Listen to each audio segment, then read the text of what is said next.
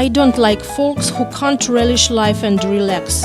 And I'm really annoyed by ones who aren't able to switch over instantly from the state of being lax to ready steady go condition. To my understanding, the ability to enjoy life and to make a dash whenever required is the utmost art ever known.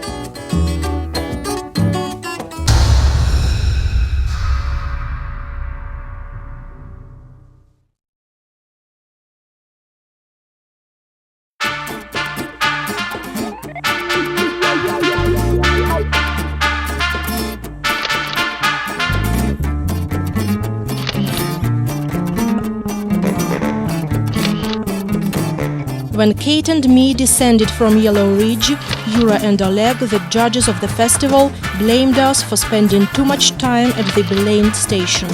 They are complete sportsmen and got a stopwatch in their heads. Having heard these accusations, Kate starts awkwardly justify herself. As for me, I try to laugh the matter off. We aren't guilty at all. Why on earth to justify ourselves? What's the use of explaining obvious things? What for to explain that you are going to climb such a great mount via a really tough route? And with such an outstanding mate like Kate.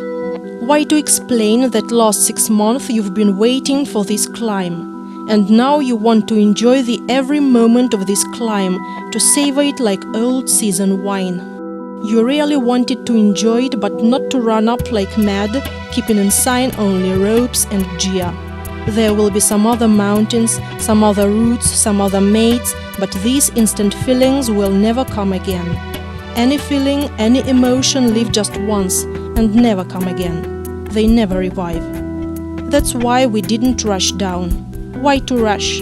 The weather was marvelous and we could descend well before the darkness. Oh, I've quite forgotten points, marks, grades. Is it really significant for us?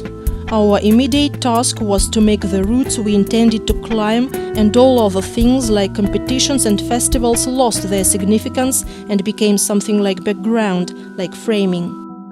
We've selected for ourselves 3 of the most spectacular lines at Trechin fitting our expertise and skill. We were set to climb them irrelevant of ratings, points and official procedures.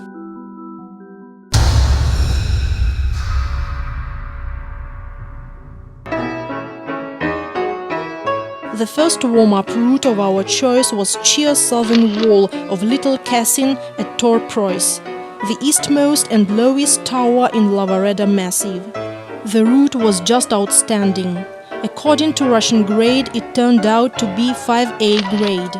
I find it too tough for being a warm-up route, as I had to climb up with a backpack and a full set of gear. Anyway, we had to take such a vertical start, we were all aimed at Komichi, Cima Grande.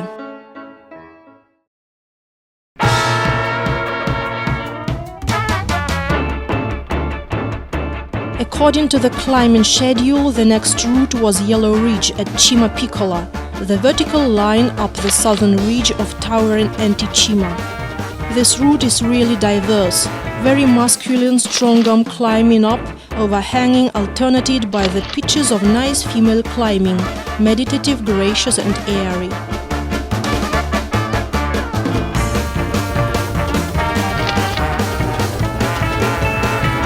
I liked Yellow Ridge more than Little Cassin. Probably after warm-up Cassin we felt ourselves more confident and fit. Sure, I realized that all climbing for pleasure was over now. The next climb scheduled was Komichi, very tough route having not a single pitch of female climbing associated with softness and tenderness. Nothing for pleasure like Little Cassin or something like that. To climb the northern wall, the female team should have a full load of a male spite and an inner aggression. Every day from the very beginning of our stay in Italian Alps, myself and Kate nearly meditated on the northern wall of Cima Grande. Actually, we were trying to stir up in ourselves the needful motivation and an inner aggression I've told about. Anyway, it was a fearful experience. The wall looked absolutely frightfully. It was unreal and funny just to think that we can ever climb it. Johnny, our generous consultant on all issues, had been working here as a guide for 40 years. We've asked his advice whether it's possible to climb Komichi tomorrow. He answered that it's going to be very cold, but okay, we can set off. But the day after tomorrow, he added, the bad weather will finally set, and there will be no chance to climb Komichi. For ourselves, it meant just one thing: tomorrow or never.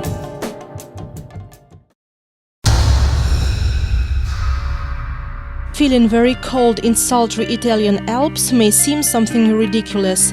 Anyway, it was a really freezing experience. There was no way back. As soon as you make a step beyond the point of no return, your mind becomes really clear.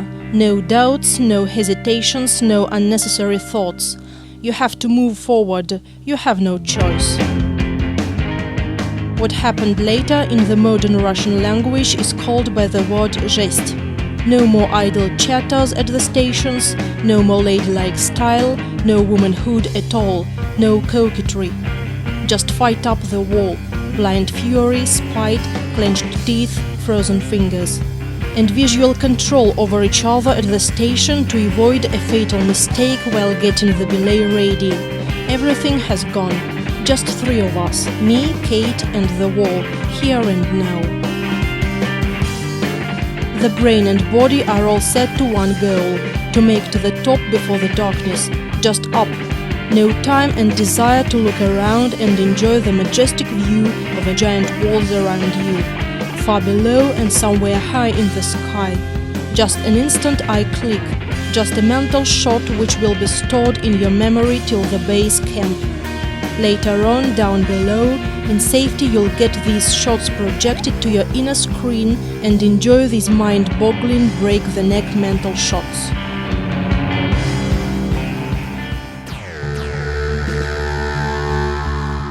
Having climbed 7 crux pitches, we've reached more or less easy pitch, which according to the description is done relatively fast.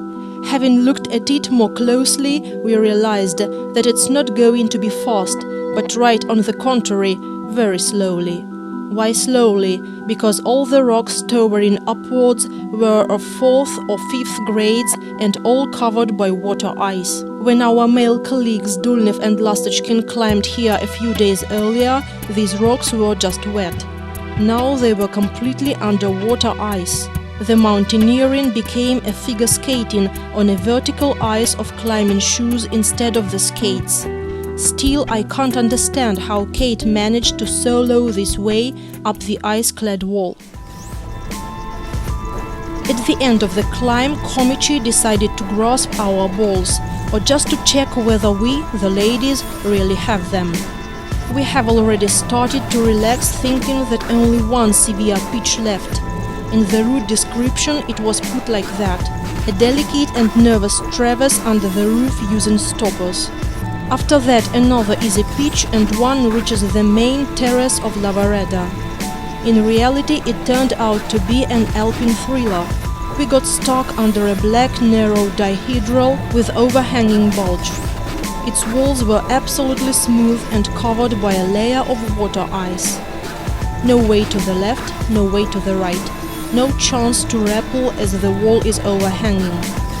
The only variant left was to climb up. No other variants, no one.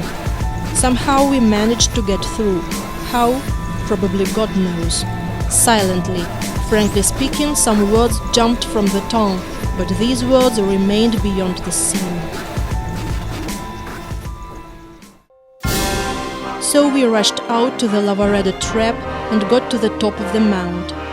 We felt so much awaited feeling of freedom. The poignant emotional strain we felt continuously for 12 hours became weaker and then released completely. The life got so easy again. Later we came to know that this day all other teams, including males, preferred to descend due to the same reason as we had near the summit. The rocks all over were glazed by water ice.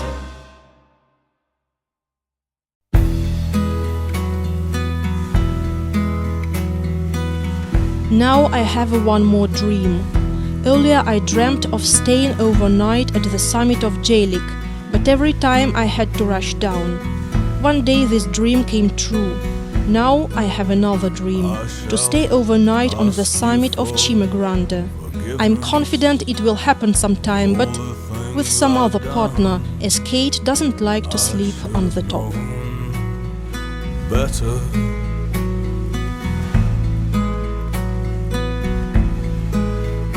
But I won't ask for love nor shelter. Think of me as the one to remain unknown.